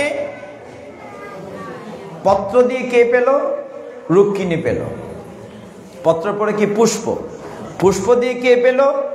গজমুখ লীলাতে ভাগবতে আছে, শ্রেষ্ঠ একটি হৈরাবত হাতি সে যখন সরোবরে স্নান করতে নেমেছিল তাকে কুমির ধরেছিল। দীর্ঘদিন লম্বা কাহিনী, আমি সেটা বলছি না। যুদ্ধ হয়েছিল কয়েক হাজার বৎসর। ওকে জলে টেনে নিয়ে যাবে, উপরে উঠবে, কুমির হাতির পা কামড় দিয়ে ধরেছে। যখন দেখছে বাঁচতেই পারবে না, তখন সরোবর থেকে, গীতায় যে বলছেন শুধু ফুল দিলেই ভগবান খুশি হয়, সে সুর দিয়ে একটা ফুল ভগবান বিষ্ণুর দিকে ছুড়ে দিয়েছিল। ভগবান সেটি পেয়ে খুশি হয়ে সুদর্শন চক্র দিয়ে কুমিরকে কেটে হাতিকে বাঁচিয়েছিলেন, উদ্ধার করেছিলেন। শুধু জল দিয়ে, পত্র পুষ্প ফল, ফল দিয়ে কে পেয়েছিল ভগবানকে? শবরী পেয়েছিল ত্রেতা যুগে, ঠিক না? শবরী পেয়েছিল ভগবান রামচন্দ্রকে। একদম ইয়ং বয়স থেকে বৃদ্ধা হয়ে গেছিল। কবে রামচন্দ্র তার কুটিরে আসবেন? যখন সীতামা হাইজেক হয়ে যায়, রাবণে হাইজেক করে ফেলে, বনে যখন রাম লক্ষ্মণ গিয়েছেন খুঁজতে খুঁজতে সীতাকে, তখন তারা প্রথম ক্লান্ত শ্রান্ত হয়ে শবরীর কুটিরে গিয়েছিলেন। আর মাতা শবরী কি করতেন? ভগবানের জন্য অপেক্ষা করে, রামচন্দ্রের অপেক্ষা করে প্রতিদিন ফল রাখতেন সংগ্রহ করে। কেমন করে? গাছ থেকে পেড়ে খেয়ে দেখতেন এটা কি মিষ্টি না টক না কষ্টি। নিজে খেয়ে খেয়ে ফল ঝুড়িতে জমা করতেন। যখন রাম লক্ষ্মণ ওই বনের ভিতরে ঘুরতে ঘুরতে শবরীর কুটিরে গিয়েছেন, তখন এমন হয়েছে যে শবরী খুব খুশি। পরিচয় যখন তুমি কে গো? তোমার গা থেকে আলো বেরোচ্ছে, তুমি কে? রামচন্দ্র বললেন, আমি রঘুপতি রাঘব রাজা রাম। ও, তোমার জন্য অপেক্ষা করছিলাম এতদিন, আসো আসো, মা আমাদেরকে খেতে দাও, আমরা খুব ক্ষুধার্ত ক্লান্ত। তখন শবরী মাতাজি ফলগুলো নিয়ে আসলেন। এইটা দেখে লক্ষ্মণের নাক ছিটকালেন। হ্যাঁ, তা কি করে হয়? এত জিনিস, খাওয়া জিনিস দিয়েছে, তুমি ভগবান খাবে না, খাবে না? রাম বললেন, লক্ষ্মণ তুমি ফলের বাইটটা দেখলে, ভেতরটা দেখলে না? এর ভিতরে কত ভক্তি আছে, কত ভালোবাসা আছে, কতটুকু ভক্তি দিয়ে মা ফলগুলো আমার জন্য রেখেছেন, খেয়ে দেখো। তার মানে শুধু ফল দিয়েও ভগবানকে পাওয়া যায়। পত্র পুষ্প ফল জল দিয়েও ভগবানকে পাওয়া গিয়েছিল। কে পেয়েছিলেন? আমাদের পাশের জেলা সুনামগঞ্জের অদ্বৈত ঠাকুর। ওই যে পণতীর্থে যাই, পণাতীর্থ, অদ্বৈত ঠাকুর যখন কলিযুগ খুব খারাপ অবস্থা চলছিল, ভগবানকে ডেকে পৃথিবীতে এনেছিলেন। মহাপ্রভুকে গঙ্গায় তুলসী পত্র ভাসিয়ে ডাকতেন, আসো আসো তুমি আসো, জল দিয়ে তিনি নিয়ে এসেছিলেন। তাহলে ভক্তি সহকারে পত্রপুষ্প ফল দিলে ভগবানকে পাওয়া যায়। শব্দটি হচ্ছে ইয়মে ভক্তা প্রযচ্ছতি, ভক্তি সহকারে দিতে হবে। আমরা আরেকটু আগাই, নবম অধ্যায়ের 26 নম্বর বলেছিলাম। 31 নম্বর শ্লোকে ভগবান বলেছেন, অর্জুন আমি বলবো না, আমার হয়ে প্রতিজ্ঞাপূর্বক তুমি জগৎবাসীকে জানিয়ে দাও আমার ভক্তের কখনো বিনাশ হয় না। কি বলছিলেন? কৌন্তেয় প্রতি জানি নমে ভক্তা প্রণশ্যতি, আমার ভক্তের কখনো বিনাশ হয় না। কথা সত্য কিনা? হাজার হাজার উদাহরণ আছে। একটা ছোট উদাহরণ দেই। কুরুক্ষেত্রের যুদ্ধ 10 দিন পার হয়ে গিয়েছে। তখন বিশ্বদেব সরসজ্জায়, বিশ্বদেব তখন তীরের মধ্যে শুয়ে আছেন। কতদিন ছিলেন কুরুক্ষেত্রের যুদ্ধে? তিনি 58 দিন, 58 ডেজ শুয়েছিলেন। তিনি উত্তরায়ণের অপেক্ষা করছিলেন। এমন সময় দেখা গেল কি, ভীম কি করছে, দুর্যোধনের যে ভাইগুলো আছে তাদেরকে এরকম ধরে ধরে মেরে ফেলতেছে। যখন ভাইগুলা চিৎকার করে দুর্যোধনকে সাহায্যের জন্য, কিন্তু দুর্যোধন আসতে পারে না। তার চারদিকে এমন একটি তীর মারা হয়, চারদিকে আগুন জ্বলে, ফায়ার রিং। তীরটি মারে অভিমন্যু। অভিমন্যুকে অর্জুনের ছেলে, খুব ভালো যোদ্ধা, সদ্য বিয়ে করেছে, তার স্ত্রী তখন সন্তান সম্ভবা। এমন সময় সিদ্ধান্ত হলো যদি এইভাবে যদি ভীমে মেরে ফেলে তাহলে তারা বোধ যুদ্ধে জিততে পারবে না। তখন তাদের যে সেনাপতি দ্রোণাচার্য গুরুদেবকে নিয়ে বলল, অস্ত্রগুরু, আমরা একটা নতুন ডিজাইনে যুদ্ধ করতে চাই। তার নাম হচ্ছে চক্রব্যূহ। চক্রব্যূহের সৈন্য সজ্জার একটা ডিজাইন, এইটার ভিতরে ঢোকা বেরোনো সকলে জানে না, অর্জুন জানতেন। আর অর্জুন তার স্ত্রীকে বলেছিলেন, তার স্ত্রীর গর্ভে যখন অভিমন্যু ছিল, অর্ধেক শোনার পর স্ত্রী ঘুমিয়ে পড়েছিল। এর জন্য অভিমন্যু অর্ধেক শুনেছে আর অর্ধেক শুনতে পারে নাই, মানে ঢোকার নিয়মটা জানে, বেরোনোর নিয়মটা জানে না। কৌরব পক্ষ চিন্তা করলো যে করেই হোক অভিমন্যুকে মারতে হবে। পরের দিন চক্রব্যূহ তৈরি হবে। তখন দুর্যোধন বলল, তার তরফ 5টা ভাইয়ের মধ্যে অর্জুনে জানে, বলে অর্জুনকে মাঠের দূরে রাখবো যাতে না আসতে পারে। আর যুধিষ্ঠির, ভীম, নকুল, সহদেব, তাদেরকে কে আটকাবে? দুর্যোধনদের একটি বোন ছিল, নাম হচ্ছে দুঃশলা, ঠিক না? দুঃশলার স্বামীর নাম হচ্ছে জয়দ্রথ। Very good. তো জয়দ্রথ বলছে, দাদা তুমি চিন্তা করো না, আমি আটকে দেব। কারণ সে এমন সাধনা করেছে, শিবের কাছে সিদ্ধি পেয়েছে, 24 ঘন্টার জন্য তার সাথে কেউ পারবে না। আমি 4 ভাইকে আটকে দেব, ভিতরে ঢুকতে পারবে না। এমন সময় যুদ্ধ শুরু হলো। আমি খুব দ্রুত যাচ্ছি।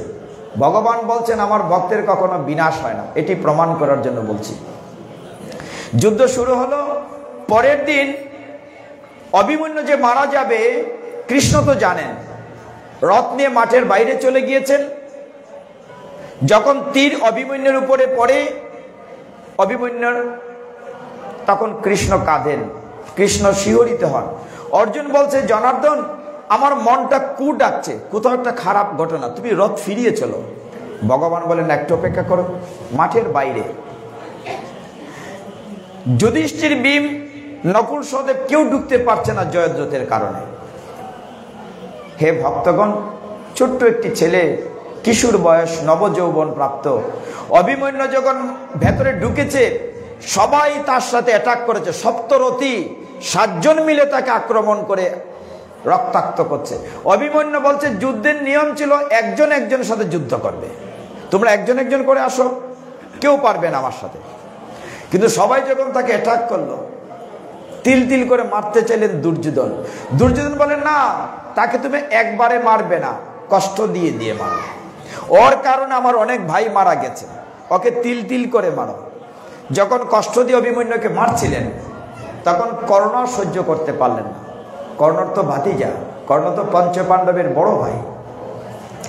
কর্ণ রথ থেকে নেমে তিনি কি করলেন? তলোয়ার দিয়ে অভিমন্যুকে মেরে ফেললেন। তার মাথার উপরে পা রেখে দুর্যোধন বলল, তুমি আমার কাছে মৃত্যু ভিক্ষা চাও। অভিমন্যু বলল, আমি না বীরের ছেলে, সব্যসাচী অর্জুনের ছেলে, আমার জীবন যায় যাক, তোমার কাছে আমি ভিক্ষা চাইব না। হে আকাশে বাতাস, সূর্য, চাঁদ, তোমরা সাক্ষী থেকো, আমি কোলাঙ্গারের কাছে মৃত্যু ভিক্ষা চাই নাই, আমি হাসতে হাসতে জীবন দিচ্ছি। অভিমন্যু মারা গেলেন। ওইদিকে মাঠের ওই পারে কৃষ্ণের 2 নয়ন বেয়ে জল ঝরছে, সন্ধ্যা হয়ে গিয়েছে। তখন রথ ঘুরিয়ে যখন আসলেন তাঁবুর পাশে, অভিমন্যুর লাশটি নেওয়া হলো, তাঁবুর সামনে কাপড় দিয়ে ঢাকা। কাপড়টা তুলে ডেড বডি থেকে অর্জুন বলল, এই জন্যই তো বলছিলাম সখা, আমার মনটা বড় কু ডাকছে, আমার ছেলে মারা গেল, অভিমন্যু তো মারা যাওয়ার কথা না, তোমরা কোথায় ছিলে? মানে যুধিষ্ঠির ভীমকে জিজ্ঞাসা করছে যে তোমরা কোথায় ছিলে? আমার এই সুন্দর ছেলেটিকে তোমরা কেউ বাঁচাতে পারলে না, তোমরা কোথায় ছিলে? বলে, আমরা কি করে পারবো, আমরা তো ঢুকতেই পারি নাই। কার কারণে ঢুকতে পারো নাই? বলছে, আমরা জয়দ্রথের কারণে ঢুকতে পারি নাই। তখন অর্জুন প্রতিজ্ঞা করলেন, ক্ষত্রিয়ের প্রতিজ্ঞা, আজকে অভিমন্যুর শেষ কৃত্যানুষ্ঠান দাহ হবে না, লাশ থাকুক। আগামীকাল সূর্যাস্তের পূর্বে আমি জয়দ্রথকে মারব, আর যদি মারতে না পারি আমি আত্মহত্যা করব, অগ্নি সমাধি নেব, মানে চুলা জ্বালানো থাকবে, আমি নিজে নিজে পরে আত্মহত্যা দেব। এই খবরটা যখন কৌরব পক্ষে পৌঁছালো, জয়দ্রথে বলল দুর্যোধনকে, দাদা আমার তো কালকে বিল নাই, মানে কালকে তো বিপদ। বলে তোর কোনো চিন্তা নাই, তোকে আমরা মাঠের বাইরে রাখবো সিকিউরিটি দিয়ে, আর মাত্র তো 12 ঘন্টা, সূর্য ডুবলে তো অর্জুন আত্মহত্যা করবে, আর অর্জুন যদি মরে যায় তাহলে আমাদের সাথে কেউ পারবে না। পরের দিন যুদ্ধ শুরু হলো। ওইদিকে দূরে তাঁবুর ভিতরে জয়দ্রথ কি করলো, একটা মশাল জ্বালায় নাচতে লাগলো, আর পর্দা ফাঁক করে দেখে সূর্যনি ডুবে, সূর্যনি ডুবে। আমি গিয়া অর্জুনের মুখাগ্নি করব। জয়দ্রথ তাঁবুর ভিতরে বসে আছে। এইদিকে অর্জুন মাঝখানে আসতে পারছে না, সবাই তাকে আটকাচ্ছে। একদম দুপুর হয়েছে, দুপুর গড়িয়ে গিয়েছে, সূর্য পশ্চিম দিকে হেলে পড়েছে। কৃষ্ণ দেখলেন কোনোভাবে বের করা যাচ্ছে না জয়দ্রথকে, তিনি তো যুগেশ্বর, সমস্ত কৌশল জানেন। ভগবান কি করলেন, হঠাৎ তার সুদর্শন চক্রকে ছেড়ে দিলেন, সুদর্শন চক্র গিয়ে সূর্যকে ঢেকে দিল। সন্ধ্যা হয়ে গেল, সবাই ভাবলো সন্ধ্যা হয়ে গেছে। দুর্যোধন, দুঃশাসন সবাই ভাবলো সন্ধ্যা হয়ে গেছে। ওই যে তাঁবুর ভিতরে জয়দ্রথ ছিল, সে একদম দৌড়ে মধ্যে মাঠে, অর্জুন তোমার আমি মুখাগ্নি করব। সন্ধ্যা হয়ে গেছে, তুমি তো আমাকে মারতে পারোনি। মাঝ মাঠে শ্মশান সাজানো হলো। এরকম করে একদিকে দুর্যোধন, দুঃশাসন, জয়দ্রথ, আর একদিকে কৃষ্ণ, অর্জুন। এখন অর্জুন রথ থেকে নামবে কি নামবে না চিন্তা করছে। দুর্যোধন তারা ঠাট্টা করছে, এই অর্জুন, তুমি না বলতে কৃষ্ণ তোমার ভগবান, তোমার ভগবান কি তোমাকে বাঁচাতে পেরেছে? মানে ভগবান কি ঠাট্টা করছে, ভগবান কি তোমাকে বাঁচাতে পেরেছে? নামো, আসো আসো, তুমি আত্মহত্যা করো। এখন অর্জুন নামবেন কি নামবেন না, এমন সময় তিনি কি করলেন, চিন্তা করলেন, আচ্ছা একটা স্মৃতিচিহ্ন রেখে যাই। তিনি তার কাঁধ থেকে গান্ডীব, মানে ধনুকে বলা হয় গান্ডীব, অর্জুনের ধনু, তিনি বললেন ধনুটা রেখে যাই। কৃষ্ণ তখন কথা বললেন, তুমি তো মরতেই যাবে, ধনুটা রেখে লাভ কি, ওইটাও সাথে নিয়ে যাও। ভগবানের তো প্ল্যান করা আছে, এরপরে কোন নাটকটা হবে সব তো ডিজাইন করা। তিনি বলেন ধনুটা নিয়ে যাও। ধনুটা নিয়ে যখন যাচ্ছে, সবাই ডাকছে আসো আসো। দুর্যোধন ডাকছে, তুমি আত্মহত্যা করো, আগুন জ্বালানো আছে। ওইদিকে মশাল নিয়ে নাচছে জয়দ্রথ, তোমাকে মুখাগ্নি করব। যেই সামনাসামনি হয়েছে, মানে একদিকে অর্জুন একদিকে জয়দ্রথ, যখন পিস্তলের রেঞ্জের ভিতরে চলে আসছে, তখনই ভগবান আবার সুদর্শনকে ডাক দিয়েছে। তখন সূর্যের সামনে থেকে আবার সুদর্শন চক্র ভগবান আঙ্গুলে যে চলে আসছে, আবার দেখে ফটফটা দিন, আরে সন্ধ্যা গেলে কই, এখন তো সন্ধ্যা হয় নাই। তখন জয়জিতের কি কোন দিকে যাবে, পালাবে। হ্যাঁ, হঠাৎ তার মনে হলো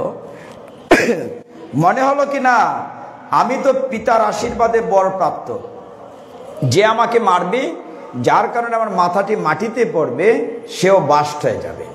সে কিন্তু জানে জয়দ্রথের বাবা কিন্তু গভীর জঙ্গলে বসে সাধনা করছিলেন। জয়দ্রথ বলল, অর্জুন তুমি মারতে চাও মারো, আমাকে মারলে কোনো লাভ হবে না, আমাকে মারলে তুমিও মরে যাবে। আমি না হয় মারা গেলাম, আমাকে মারলে তুমিও মরে যাবে। তখন তো অর্জুন চিন্তায় পড়ে গেল, এখন কি করি, কে তাকে সাহায্য করবে? অনাদিরাদি গোবিন্দ।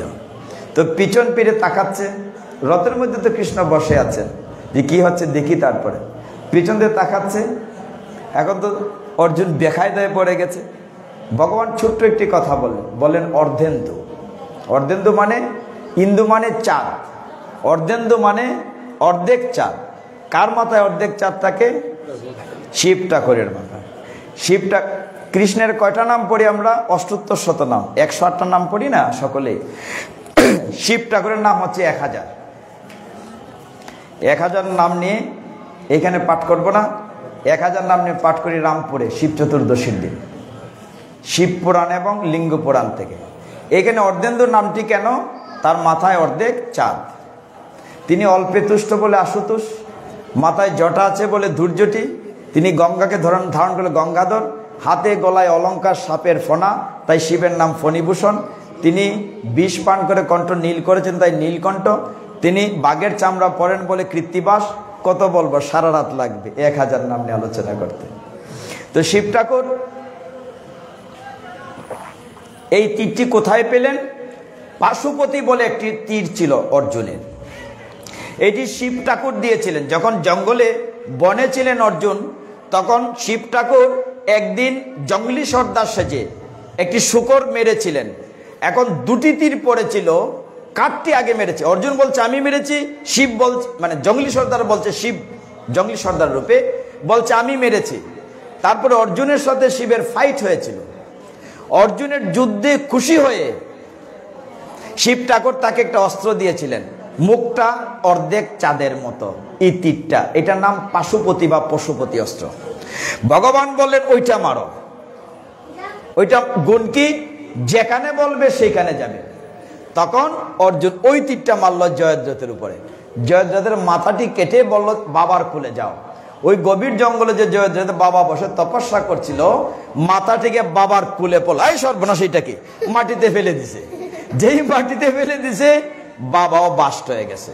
মানে এক তীরে বাবাও শেষ, ফুলাও শেষ। কথাটা এইখানে, ভগবান তার ভক্তকে রক্ষা করেন কিনা। আমরা গীতার শ্লোকে ছিলাম, নমে ভক্তা প্রণশ্যতি। ভগবান বলছেন আমার ভক্তের কখনো বিনাশ হয়। তিনি অর্জুনকে রক্ষা করেছেন কিনা, কত কৌশল করে রক্ষা করেছেন। আমরা আরেকটু আগাই, দ্রুততার সাথে 10টায় শেষ করে দেব। তিনি 10ম অধ্যায়ে বলছেন অর্জুন তুমি আমার সাথে যুক্ত থাকো। এটা আমাদের জন্য বলছেন। যখন অর্জুন জানতে চেয়েছিলেন আমরা কেমন করে থাকবো এই সংসারে, ভগবান বলছেন তুমি আমার সাথে যুক্ত থাকো। 10ম অধ্যায়ের নাম বিভূতি যুগ। বিভূতি যুগের 10 নম্বর শ্লোকে ভগবান বলছেন তেষাম সততযুক্তানাম ভজতাম প্রীতিপূর্বকম দদামি বুদ্ধিয়োগমতম येन मामुपयान्ति ते। সুন্দর না গীতার শ্লোক? উঙ্গানি আইতেছে তেষাম সততযুক্তানাম ভজতাম প্রীতিপূর্বকম দদামি বুদ্ধিয়োগমতম येन मामुपयान्ति ते। অর্থাৎ ভগবান বলছেন যে নিত্য ভক্তিযোগ দ্বারা আমার সাথে যুক্ত থাকে, সতত যুক্তানাম, তাকে আমি এমন শুদ্ধ জ্ঞান দান করি যার ফলে সে আমার কাছে চলে আসে। এখন কইবা গড় ক্ষত খাম, সব সময় যুক্ত থাকার সময় হই, চাকরি করতাম, সংসার করতাম, ব্যবসা করতাম, কোন সময় ভগবান যুক্ত থাকবো? সময়টা কই? উত্তর আছে, হাতে খাম মুখে নাম। মায়েরা যারা ঘরে কাজ করেন এরকম করে গল্লে ফুন্না মুসুন্না তো কন্যা হরে কৃষ্ণ হরে কৃষ্ণ, লেফা কি বন্ধ হয়েছে? রান্না করেন শ্রেণী দেয়া কন্যা হরে কৃষ্ণ হরে কৃষ্ণ, রান্না কি বন্ধ হয়েছে? বন্ধ হয়েছে। আসলে ইচ্ছা, ওই দিন গেছিলাম সবিদপুর, কালকে যাইব সব বাটিপাড়া। তো বৈশাখ মাসের রোয়া দিত, এক বেড়ায় কইতেছে আপনি এটা বন্ধ করুন চাই, আমরা সময় নাই ভগবানের সাথে যুক্ত থাকার, আপনার গৃহস্থী আছে। আমি বললাম ঠিক আছে, গৃহস্থী চলে দেখেন, আপনি রোয়া রইতে এমনি কন্যা হরে কৃষ্ণ হরে কৃষ্ণ হরে কৃষ্ণ, রোয়া কি বন্ধ হইব? আসলে ইচ্ছা, আপনি যদি ইচ্ছা করেন সব ক্ষেত্রে, আরে খালি খামে না, স্মরণেও যুক্ত থাকা যায়। এই যে মায়ের মন্দিরে আসছেন, আপনি একটু খেয়াল করেছেন কিনা, চণ্ডী মাতার গায়ের বর্ণ যেমন তেমন, মুখের মধ্যে একটু স্মিত হাসি আছে, মাতৃরূপা একটা স্নেহময় চেহারা আছে, উগ্র না কিন্তু, উগ্রকালী না। আপনি খেয়াল করেছেন কিনা, চেহারাতে একটা মাতৃভাব, সন্তানকে যে আদর করে মায়ের ছবিটা এমনি আছে। তা আপনারা যখন বিভিন্ন জায়গায় যান, মন্দিরে যান, ইস্কনে যান, মিশনে যান, মহাপ্রজ্ঞা যায়, অবসর সময় যদি ওই ছবিটা বাসান তবু তো যুক্ত থাকতে পারেন, ঠিক কিনা? যে ভগবানকে দেখেছে এরকম বাসি নিয়ে দাঁড়িয়ে আছে, জগন্নাথকে দেখেছে এই বড় বড় চোখ, মাকে দেখেছে উগ্র রূপ না, স্নেহময়ী মা। ভগবানের যদি রূপ লীলা স্মরণ করেন তাহলে ভগবানের সাথে যুক্ত থাকা যায়। যুক্ত না থাকলে বাঁচবো না। এই যে চমৎকার আলো জ্বলছে, মেইন খুঁটির সাথে লাইন লাগাই, মেইন লাইনটা কাটটা দিলে কি হইব? এত বড় বাল্ব দিলে জ্বলবো নি, কোনো কাম হইতো না। অথচ আমরা দুঃখ কইরা কই ভগবান এত পয়সা খরচ করে উৎসব করি, কিচ্ছু দিয়ে আমরা দেও না। আমরা কত অকৃতজ্ঞ। ভগবান কি দেন নাই? করোনার কথাটা যদি বলি, করোনা তো এখনো আছে পৃথিবীতে, আছে না? ওমিক্রন না কি নামে, আরো ডেল্টা ভেরিয়েন্ট। সারা পৃথিবীতে লক্ষ লক্ষ লোক নাই করোনার কারণে, এর মধ্যে অনেক কোটিপতি আছে না, টাকা পয়সার অভাব নাই, কিন্তু মরে গিয়েছে। একটা সুঙ্গা সিলিন্ডার, 1 সিলিন্ডার অক্সিজেনের শর্ট পড়ছে, নাই, টাকা দিয়ে অক্সিজেন পাচ্ছে না। অথচ ভগবান এই বিশ্ব ব্রহ্মাণ্ডে আমার যদি নাকের এখানে একটা মিটার থাকতো, তাহলে বোঝা গেল না কত কোটি টাকার অক্সিজেন খাচ্ছি আমরা ভগবানের কাছ থেকে। ভগবান বিশ্ব ব্রহ্মাণ্ডে কত বাতাস দিয়ে বাঁচাই রাখেন, একটা পয়সা বিল দেয়নি ভগবান রে। এত বড় সূর্য দিয়ে লাইট দেন, কারেন্টের বিল না দিলে লাইন খাইতে লাগবে, তো ভগবান এত আলো দেন, 1 টাকাও বিল দেয় না। ভগবান বৃষ্টির জল দেন, নদী দেন, পুকুর দেন, পৌরসভার জলের বিল 550 টাকা, কিন্তু ভগবানের জলের বিল 1 টাকাও নাই, বৃষ্টির জন্য বিল দেয়নি। এরপরও কই ভগবান তুমি আমার দিছ না। কত অকৃতজ্ঞ। এই সুন্দর দেহটা দিয়েছেন, আমাদেরকে তো ল্যাংরা হাতুর কানাও করতে পারতেন, কিন্তু ভগবান পূর্ণ একটা দেহ দিয়েছেন। তারপরেও যখন অর্জুন বুঝে না, তখন তাকে বিশ্বরূপ দেখানো হলো। 11 অধ্যায় বিশ্বরূপ দেখে অর্জুন বলো তুমি কে? এত বিশাল, ভয় পেয়ে বলো তুমি কে? ভগবানকে এই রূপে দেখে যখন ভয় পেয়েছে, তখন ভগবান বললেন আমি কাল, দি টাইম। আমি চাই আমার ভক্তরা গীতা পাঠে আসুক, মন্দিরে আসুক, উৎসবে আসুক, কিন্তু যদি কেউ নাও আসে, আমি তো আমার সন্তানকে ফেলে দিতে পারি না, আমি তো জগৎ পিতা, আমি সকলের কাছে যাব মৃত্যুর পূর্বে কাল রূপে। তখন বলতে পারবে না যে আমার জি বাংলার সিরিয়াল দেখার সময় যেতেছে, তখন বলতে পারবে না যে টাচিং মোবাইলে চ্যাটিং করতে পাসিং টাইম, নো এক্সকিউজ। যমদূত কাছে এসে দাঁড়াইলে সব বাড়িঘর ফিরে থাকবো, কিচ্ছু সাথে যাইতো না, সব পরে থাকবে। আমরা অনেকে মনে করি আমি ছাড়া বোধহয় সংসার চলবে না, কারো জন্য কিছু আটকাই থাকবে না, শোক মজ্জা দেখুন সবই ঠিকই চলবো। আমাদের ভগবানের সাথে যুক্ত থাকতে হবে। এই ভয় দেখে অর্জুন তখন বলছিল এইবার তুমি আমার গুরু হও, আমাকে তোমার শিষ্য বানাও। করিষ্যে বচনং তব, এখন তুমি যা করতে বলবে আমি তাই করব। তখন ভগবান বলছিলেন যুদ্ধ চ মাম অনুস্মর, তুমি যুদ্ধ করো আমাকে স্মরণ রেখে।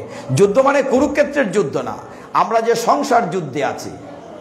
কালকে গীতা বাজার আইতো, ছেলে মেয়ের স্কুল কলেজ বন্ধ, প্রায় মাস্টারিও করণ যাইতেছে না, কত যন্ত্রণা। তারপরে মাঝে মধ্যে যাওয়ান লাগে। যুদ্ধ কোথায় নাই? ছেলে মেয়ে পড়াশোনা, ভালো স্কুলে ভর্তির যুদ্ধ, পড়াশোনা শেষ করলে চাকরির যুদ্ধ, সুন্দর একটা ছেলে মেয়ের সাথে বিয়ে দেওয়ার যুদ্ধ, মেয়েটা যে দিলাম শ্বশুর বাড়িতে কেন বালা আছে, নিজের তো যুদ্ধ। যুদ্ধ কোনানো নাই, সবখানে আছে। গীতা বলছে তুমি যুদ্ধ করো আমাকে স্মরণ রেখে। যুদ্ধ চ মাম অনুস্মর। আরেকটা শ্লোক বলি, ও আমরা কেন বসছিলাম বলেই তো গেলাম, ভগবানকে পক্ষে নেব, মনে আছে? আমরা শুরুতে বলেছিলাম কি করে ভগবানকে পক্ষে নেব। তাহলে এই শ্লোকটা বলি গীতায়। আচ্ছা, আমরা যখন ছাত্র ছিলাম যে প্রশ্নটা ইম্পর্টেন্ট, ডাবল স্টার দিতাম, ভেরি ভেরি ইম্পর্টেন্ট। গীতায় একটি শ্লোক ভগবান 2 বার বলেছেন, অদ্ভুত ব্যাপার না? কত নম্বর শ্লোক? কোন শ্লোক 2 বার বলেন না, একটা শ্লোক 2 বার বলছেন। 9ম অধ্যায় রাজবিদ্যার রাজ্য গুহ্য যোগের 34 নম্বর, মুখ্য যোগ 18 অধ্যায়ের 65 নম্বর। ভগবান কি বলছেন? মন মনা ভব মদে ভক্ত মদিয়াজি মাম নমস্কুরু মামেব সত্যমেতে প্রতি জানে প্রিয়সী মে। হে অর্জুন, মন মনা ভব, তুমি আমার কথা ভাবো, মদ ভক্ত, আমার ভক্ত হও, মদিয়াজি, জাজি মানে যাজনা মানে পূজা করা, আমার পূজা করো, মাম নমস্কুরু, আমাকে নমস্কার করো। তাহলে সত্যি প্রতিজ্ঞা করে কথা দিচ্ছি তুমি আমাকে পক্ষে পাবে। সমাধান আছে কিনা? না, এই শ্লোকের শেষের কথাটা বলি নাই, শেষে একটা কন্ডিশন আছে। শেষে বলছেন প্রিয় সিমে মন মনা ভব মদ ভক্ত মদ যাচি মাম নমস্কুরু সত্যমতে প্রতি জানিহি প্রিয় সিমে। যেহেতু অর্জুন তুমি আমার প্রিয়, এই সংসারে সকলে সমান প্রিয় হয় না, হরি বল। সকলে সংসারে সমান প্রিয় হয় না, হরি বল। একটা ঘরে যদি 4-5 জন ছেলে মেয়ে থাকে, সব ছেলে মেয়ে মা বাবার কাছে সমান প্রিয় হয় না। একটা ঘরে যদি 3-4 জন বউ থাকে, সকল বউ শ্বশুর শাশুড়ির কাছে সমান প্রিয় হয় না। একটা ক্লাসে সব ছাত্রছাত্রী সমান প্রিয় হয় না। কারা সমান, কে প্রিয় হয়? যে ছেলে মেয়ে মা বাবার মন জুগাইয়া চলে, সেবা করে, যে বউ মারা শ্বশুর শাশুড়ির মন জুগাইছে সেবা করে, সেই তো প্রিয় হয়। এই জন্য গীতা কি শিক্ষা দিয়েছে? তুমি যদি আমার প্রিয় হও, তাহলে আমি প্রতিজ্ঞা করে কথা দিচ্ছি তুমি আমাকে পাবে। আর ভগবানকে পক্ষে পেলে 5টা জিনিস পাবো: শ্রী, বিজয়, লক্ষ্মী, সম্পদ, ধর্মনীতি। এইটি তো কথা ছিল। তাহলে ভগবানকে তো ভালোবাসতে হবে, একটু তো ভালোবাসতে হবে, প্রিয় তো হতে হবে, নাইলে এখানে গীতা পড়ে আমার লাভ কি? সকল মায়েদের কাছে একটা বিনীত অনুরোধ আছে, আর একটা শ্লোক বলবো। সকল মায়েদের কাছে অনুরোধ আছে। অনুরোধটি হচ্ছে এই, আমরা তো সনাতন শাস্ত্রের, সনাতন ধর্মাবলম্বীরা এমনি ক্ষয়িষ্ণু, কমে যাচ্ছে। ছেলে মেয়েদেরকে রক্ষা করতে গেলে গীতামুখী করতে হবে। তো কেমন করে করবেন? মায়েদের কাছে অনুরোধ করছি, আপনাদের ছেলে মেয়ে প্রতিদিন স্কুলে যায়, যদি এখন বন্ধ, 22 তারিখ খুলতেও পারে। স্কুল বা কলেজে যখন যায়, সকালে স্নান করে কিনা? স্নান করার পরে প্রত্যেকের ঘরে একটা ঠাকুরের ঘর কুষ্টি আছে, ছোট আছে। স্নান করার পরে তাকে যখন টিফিন করাবেন, বলবেন বাবা বা মা, তোমার ব্যাগ আমি রেডি করে দিচ্ছি, তুমি গীতা থেকে একটা শ্লোক পড়ো, ভুল হোক আপত্তি নাই। বাবা বা মা, তুমি একটা শ্লোক পড়ো, 2টা শ্লোক পড়ো, আমি তোমাকে মুখে তুলে টিফিন দিচ্ছি। যদি সেই বাচ্চাটি 2টি শ্লোক পড়ে, 1 বছর লাগবে না, গীতা শেষ হয়ে যাবে। Very simple. এই দিক থেকে আরেকটা শ্লোক বলছিলাম, যখন আমরা কিছুই পারবো না, তখন ভগবান সমাধান দিয়েছেন। কি সমাধান দিয়েছেন? আচ্ছা, এখানে আমরা যারা আছে সকলে যদি সাঁতার জানি, সাঁতার যদি জানিও, সাগরে পড়লে উঠতে পারবো না, সমুদ্রের মধ্যে পারবো না, উত্তাল পাতাল ঢেউ। তাহলে আমাদেরকে উদ্ধার করতে গেলে হেলিকপ্টার লাগবে আকাশ থেকে। এখন এত বড় সাগরে হেলিকপ্টার কি করে দেখবে আমি কোথায় আছি? তাহলে 8টা তুলা লাড়াছাড়া করা লাগবে, তবে না দেখবো। এই শ্লোকটি 18 অধ্যায় 66 নম্বর শ্লোকে ভগবান কি বলছেন? সর্বধর্মান পরিত্যজ্য মাম একম শরণং ব্রজ অহং ত্বা সর্ব পাপেভ্যো মোক্ষয়িষ্যামি মা শুচ। অর্থ কি?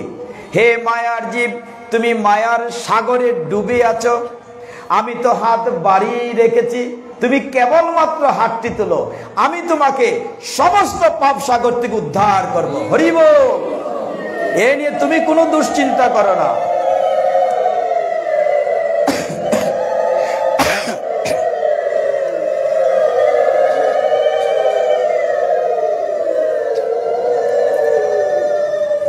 ভগবান কি সমাধান দিয়েছেন? যে আমি তো হাত বাড়াই রাখছি, এখনো যদি আমি হাতটাও না তুলি, দোষ কি ভগবানের? হাতটা বাড়াতে হবে। হে ভক্তগণ, আমি টাইমের ভিতরে শেষ করতে প্রয়াসী হয়েছি। আমার কাছে একটা প্রশ্ন এসেছিল, ভগবানকে পূজার তরে ঘন্টা বাজানো ভগবান আনন্দ হয়, একটু আলোচনা করবে। ঘন্টা বাজালে তো আনন্দ হওয়ার কথা, কিন্তু সময় এবং কাল আছে। আচ্ছা, আপনি যদি নিজে ঘুমিয়ে থাকেন, ভালো সারা রাত ঘুমান নাই, খালি ঘুমটা লাগছে, মোবাইলটা বাজে উঠলে কেমন লাগবে? মেজাজটা খারাপ হয়ে যাবে না? এখন ভগবানের তো নিদ্রার সময় আছে, ঘন্টা বাজানোর কাল আছে, ঘন্টার ধ্বনির প্রকার আছে। সব ঘন্টার ধ্বনি সমান না। অনেকে দেখছি সময়ের সময় এখানে দড়িতে টান মারেন, এটা ঠিক না। ঘন্টা একটা হচ্ছে পূজার ঘন্টা, এই যে এটা একটা ঘন্টা, আরেকটা হচ্ছে বাহ্যিক ঘন্টা। 2 রকম ঘন্টা হয়। আমরা যখন ভগবানের স্নান করাই, কিংবা আচমন করি, কিংবা আরতি দেই, কিংবা ভোগ নিবেদন করি, ওই সময়টাতে ঘন্টা স্তরে স্তরে বাজানো হয়। আর বাহ্যিক ঘন্টাটা ভগবানের সাথে হাজিরা দেওয়ার জন্য বাইরেটা বাজে, আমি উপস্থিত, তোমার কাছে হাজিরা হয়েছে। কিন্তু মাথায় রাখতে হবে, ভগবানের নিদ্রার সময়, মায়ের নিদ্রার সময় যেন ঘন্টাটি বাজানো না হয়। আরেকটি হচ্ছে যে লক্ষ্মী পূজাতে ঘন্টার ধ্বনি, বিশেষ করে ঢাক ঢোল কাসর, এগুলো নিষিদ্ধ, শঙ্খধ্বনি বাজানো যাবে। আর কোনো কথা থাকলে বলেন, নাহলে আমরা ক্লোজ করবো। আরেকটা অনুষ্ঠান আছে, হরি বল। পাঠের পরে প্রসাদ আছে, কেউ যাবেন না, প্রসাদ পেয়ে যাবেন। আমরা কি ক্লোজ করব না প্রসাদের মাহাত্ম্য বলবো 10 মিনিট? না, পরে একটা অনুষ্ঠান আছে শ্যামা সঙ্গীত, ওরা রাগ করবে, আরেকবার আসবো না। আজকে এখানে শেষ করে দেব। কিন্তু আমার কিন্তু পেট ভরে নাই, আর একটু বলতে আমার ভালো লাগছিল। আজকে থাকুক। তো আপনাদের কোনো জানার আছে কিনা, কারো কোনো প্রশ্ন আছে কিনা? দেখেন আমরা উল্টে দিয়েছি, উল্টে দিয়েছে। হ্যাঁ বলেন প্রভু। হরে কৃষ্ণ বলেন। হ্যাঁ হ্যাঁ, কি কি গণ্ডিতে ভগবানকে পূজা দিলে ভগবান আনন্দিত হয়? কি কি ঘন্টি না ঘন্টা? কি কি গণ্টি? ঘন্টি বলতে এই ঘন্টার কথা বলছেন? আপনি একটু আলোচনা করেন। আমি কথাটা, আমাকে প্রশ্নটাকে বোঝাতে হবে। ঘন্টা না ঘন্টি, কথাটা ক্লিয়ার করেন। হরে কৃষ্ণ। আমার একটা প্রশ্ন, ওনারটা শেষ হোক। আচ্ছা বলেন। হরে কৃষ্ণ। হরে কৃষ্ণ। লিঙ্গ আছে ছিদ্র নাই সদা জল জরে, কৃষ্ণ ছাড়া দেওয়াজার সাধু বলি তারে, কৃষ্ণ ছাড়া দেওয়াজার শূন্য বৃন্দাবন, গুরু শিষ্য দেখাউলে নরকে কমল। হরে কৃষ্ণ। হরে কৃষ্ণ। জয় রাধে। জয় রাধে। জয় রাধে। বলো। যিনি বিহার শাসনে আজকে উপনিষ্ঠ, ওনাকে প্রশ্ন করা যায় না, ওনার কাছে জিজ্ঞাসা করা যায় না, কিন্তু আমি ওনার কাছে সবিনয় নিবেদন করছি যে ঘন্টা যেটা উপরে থাকে আর ঘন্টি প্রভুকে সেবায়, প্রভুর সেবায় দেওয়ার সময় প্রভুকে আনন্দিত করা হয়। এই ঘণ্টিগুলো যদি ভক্তদের কাছে কি কি প্রকারের ঘণ্টিগুলো প্রভুর কাছে পূজা দিলে প্রভু আনন্দিত হয়, এই আলোচনাটা আপনার কাছ থেকে বক্তব্য শুনতে আগ্রহী। বিনয় করে সবিনয় বিনয় করে আপনাকে না, চমৎকার, আপনাকে ধন্যবাদ। যদিও আপনার এই চাল্লানের ভিতরে 3-4টা বানান ভুল আছে, যা হোক অসুবিধা নাই। ঘন্টি আর ঘন্টার ডিফারেন্সটা সুন্দর করেছেন, আপনাকে ধন্যবাদ দিচ্ছি এই জন্যে। বাইরেরটা আমরা ঘন্টা বলি, ভিতরেরটা ঘন্টি বলছেন, কিন্তু দুইটা শব্দেই ঘন্টা। ঘন্টা হচ্ছে একটা ধ্বনি। ধ্বনিটা কেমন? আমাদের বৈদিক ধ্বনি। বেদে যখন ঘন্টার আবিষ্কার করা হয় তখন ঘন্টাটা এইরকম ছিল না, আমরা যেটা ব্যবহার করি এইরকম ছিল না। সেই ঘন্টাটা যেটা নাদ ব্রহ্ম বা শব্দ ধ্বনি বলা হতো, নাদ ব্রহ্ম, নাদ ব্রহ্ম থেকে ঘন্টা ধ্বনিগুলো এসছে। কিন্তু বর্তমানে আমরা যে ঘন্টাটি ব্যবহার করি সেটাকে আনন্দ পান ভগবান। প্রতিটি স্তর আছে, স্তর এবং সময় আছে এবং রিদম আছে। আপনি যে বলছেন সুন্দর, যেটা আনন্দ দেওয়ার জন্য যে রিদমটি আছে সেই রিদমটা মানতে হবে। অর্থাৎ যখন আমরা আচমন করব তখনের যে একটা রিদম আছে, যখন ভোগ নিবেদন করব একরকম না, দুইটা দুই রকম। যখন আমরা জল তৈরি করব, শঙ্খ জল, তখন কিন্তু আরেক রকম ঘন্টি বাজানো হয়।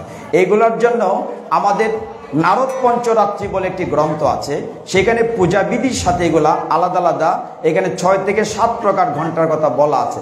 আপনার দয়া করে নারদ পঞ্চরাত্রি যদি গ্রন্থটি পড়েন এবং সেইখানে সেটা দেখতে পাবেন। ধন্যবাদ আপনাকে। বিস্তারিত আলোচনা করার যেত, হয়তো এখন হয়তো সময় 10টার উপর বেজে গেছে।